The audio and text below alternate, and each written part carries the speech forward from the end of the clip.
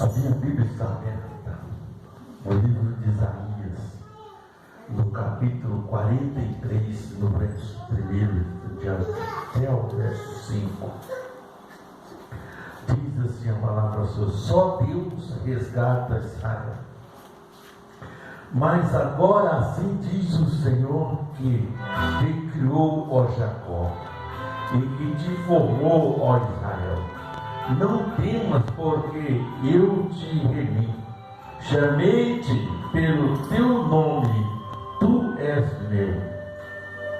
Quando passares pelas águas, estarei contigo. Quando passares pelo fogo, eles não te pelos rios, eles não te submergirão. Quando passares pelo fogo, não te queimarás, nem as chamas arderá em ti. Porque eu sou o Senhor teu Deus, o Santo de Israel, e do teu Salvador. Dei o Egito por teu resgate, e a Etiópia e Sabá por ti. Enquanto foste precioso aos meus olhos, também foste glorificado, e eu te amei, pelo que dei ao homem por ti, aos homens por ti, e os povos por tua alma. Não temas, pois, porque estou contigo. Trarei a tua semente desde o Oriente, e te ajuntarei desde o Ocidente. Direi ao norte: dá a sul, dá, e ao sul não retém. Trazei meus filhos de longe e minha filha das extremidades da terra.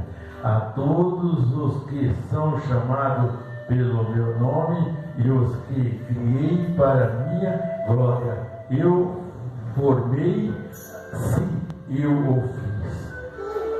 Deus abençoe.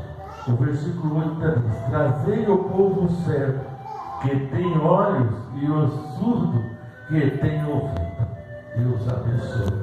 Põe as tuas mãos sobre o teu povo, em nome de Jesus. Olha, o amor que Deus tem por nós é incomparável. Às vezes nós falamos, Deus parece que não nos ouve, mas em tudo que você pensar, Deus já tem o conhecimento daquilo. Quando ele conversou com Jacó, Deus dizendo a Jacó: tu és meu filho. Olha bem, receber uma palavra dessa direto de Deus não é brincadeira. No versículo 1 ele diz: eu te crio, que criou o Jacó e te formou, ó Israel. Não temas, porque eu te remi. Chamei-te pelo teu nome, tu és meu. Nessa palavra aqui, Deus está dizendo para nós que antes que nós nascermos, Deus já conhecia o nosso nome e já sabia qual seria, né? Porque na realidade, quem forma o nome nosso é o próprio Deus. Se você observar, quando Deus anunciou o nascimento de João Batista, Ananias ficou cego, ficou mudo, cego não, ficou mudo, e não falou enquanto João não nasceu. O segredo do milagre estava quando o anjo disse para Isabel, para Ananias, que o filho chamaria João. Mas naquela época ninguém entendia, porque todos os nomes eram hebraicos, eram aramaico, não tinha nomes assim. Então o nome João no Novo Testamento, Israel, era difícil, não era conhecido por ninguém. Mas quando ele falou aquilo, Ananias quis revogar, mas naquele momento ficou mudo, e só vai falar o dia que você falar o nome do seu filho. Né? E aí o anjo deixou de lado. Quando João nasceu, todo mundo queria pôr um nome, outro queria pôr outro, outro queria pôr outro, e Isabel disse: não, o nome dele é João. Mas João não existia numa parte de Israel. Né? Aí começaram a contestar. Aí o anjo falou para Isaías, para Ananias. Aí Ananias perguntou o nome. Falou: qual é o nome então, Ananias? O nome é João. Aí falou. Dali para frente ele continuou falando. Os mistérios de Deus na nossa vida é tão grande, porque o milagre a gente só vê depois que ele acontece. Enquanto ele não acontece, não tem como você definir quando nem que hora ele vai acontecer. Mas para Ananias já estava determinado o dia que ele ia abrir a boca novamente e falar. E aqui Deus diz que Ele nos remiu, Ele nos deu graça, Ele nos deu tudo para que nós pudéssemos conduzir. E disse mais: quando passarem pelas águas, estas serei contigo. E quando passarem pelo fogo, pelos rios, não submergirá. Ele poderia andar por cima das águas, as águas não afogariam Jacó. E quando passarem pelo fogo, não te queimarás, e nem as chamas arderão em ti. Por que isso? Olha bem, quando passarem pelo fogo, não te queimarás, não arderão em ti. Porque eu sou o Senhor teu Deus, o Santo de Israel, o teu Salvador. Tenho o Egito por teu resgate, e a Etiópia seba por ti. Então Deus aqui está dizendo o quê? Quando os filhos de Jacó foram perseguidos, lá houve aquela fome terrível em Canaã, Deus levou a família de Jacó para o deserto. E a família de Jacó que entrou no deserto, era todos da família de Jacó. Todos aqueles que entraram no deserto, eram descendentes de Jacó. Era filho, neto, bisneto, era aquele povo que entraram no Egito.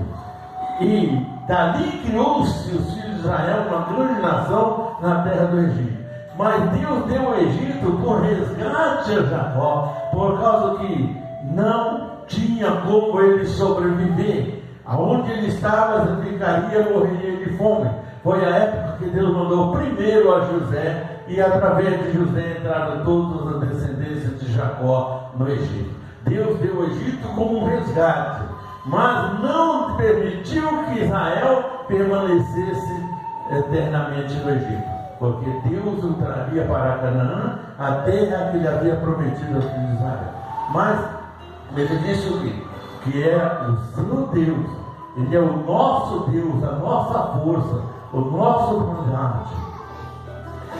Quando disse: porque eu sou teu Deus, o Santo de Israel. Então, eles tinham uma confiança tão grande em Deus, que hoje essa confiança está faltando no homem. Se nós tivermos uma confiança genuína em Deus, Deus abre portas que nós nem imaginamos. Mas, infelizmente, hoje, as condições e as coisas que vivemos, as coisas que ouvimos, às vezes distancia até o povo da igreja, até o povo de buscar a Deus, distancia. Porque falta compromisso com Deus, falta muita coisa para que o povo possa resgatar aquela confiança em Deus que tinha os filhos de Jacó, a descendência de Jacó. Você vê que eles passaram muitos anos no Egito, durante mais de 400 anos eles estavam no Egito, mas Deus os resgatou. Ele deu o Egito como resgate e resgatou Israel do Egito novamente. Então, os filhos de Israel foram resgatados 2 vezes pela mão e o poder do nosso Deus. Sem contar que lá no princípio, na época de Moisés, também as coisas na frente, a época de Moisés, era complicado também, né? Mas Deus resgatou os povos, pôs ele pelo caminho do deserto, mas ali Deus estava presente na vida dos filhos de Israel.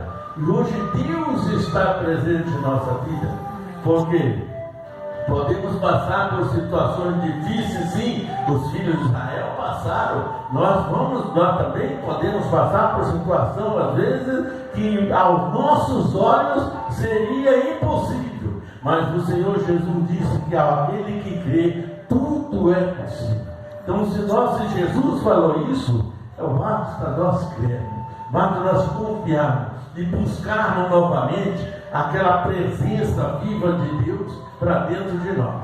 Mas como missionário eu posso buscar essa presença? Eu tenho que ter propósito com Deus e oração. Sem oração e propósito jamais alcançaremos glória de Deus nesse sentido. Então precisamos o quê? Buscar, orar, permanecer, visitar, ensinar, e aí Deus vai trazendo para dentro de nós a força, o poder, a resposta que nós precisamos, e a confiança nossa vai se a cada dia se aumentando diante da presença de Deus, porque Deus vai colocando sobre nós a cada dia mais unção, mais bênção, mais poder, mais força para que nós possamos caminhar. Agora, não se iluda quando as lutas vêm, porque ela vem, mas ela não permanece.